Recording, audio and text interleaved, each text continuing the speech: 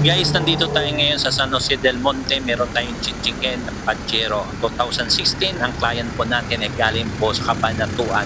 So titignan po natin kung ito ay papasa ang sasakyan na ito. So ito guys, sinicheck po natin. Una po sa lahat na sasakyan. Shout out po pala sa lahat. Kung bago ka pa lamang sa channel ko, follow, like, and share.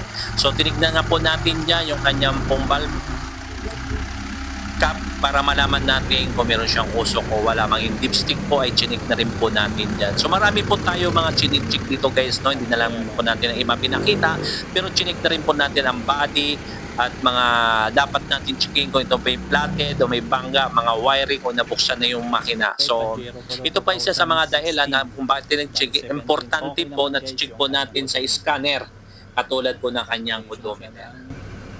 ECU. Yan guys. So kita naman po natin dyan. Yan po. Tapos yung mga temperature degree. Yan na makikita po natin lahat ng mga ano dito.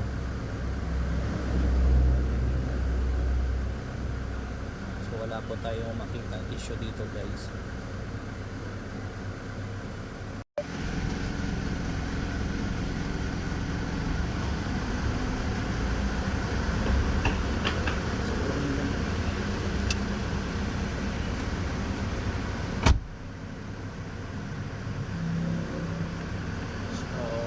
Naman ang unit na to.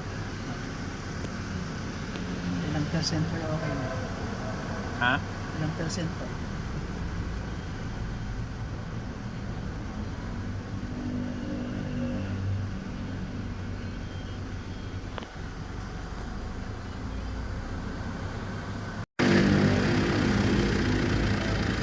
So bago lang siya tignan, pero yung chinek po natin siya.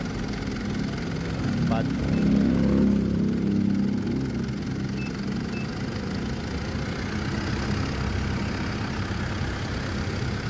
Pagkatapos po natin na-check, naghanap tayo ng lifter, iangat ang sasakyan para makita natin kung ano yung problema sa pangilalim ng isang unit. Napaka-importante ma-check natin kung may tulo, may taga sa kanyang pangilalim o may bangga o may mga kalawang. So kinakailangan natin guys itaas to at makikita natin kung ano ang problema. Katulad ng sasakyang ito na ating pong pinalifter, pinataas po. O nga pala no, nagbabayad po tayo pag pinapatas po natin sa gasolina sama ng 500, 300 po, depende po. So ito po guys, tinas po natin, nakitaan po natin na mayroon po siyang tulo between engine and transmission. Ibig sabihin, yung oil seal ng real engine ay mayroon pong tulo na. So, isa po yan sa mga indikasyon na ating pong sinabi sa ating client. At maging ang kanya pong shock sa left side ay mayroon na rin pong pagpapawis. At yun nga guys, at sinabi na po natin sa ating pong customer, pinaliwanag din po natin ang mga issue nito na may mga problema katulad po ng side mirror niya ay hindi po gumaganda ang right side. So pag ganyan po, chinecheck natin ang preno, gulo, lahat po ng pang-underlock ay chinecheck po natin at niro-road test din po natin na sasakyan nito. Kung mayroon pong mga noise tayong dapat naririnig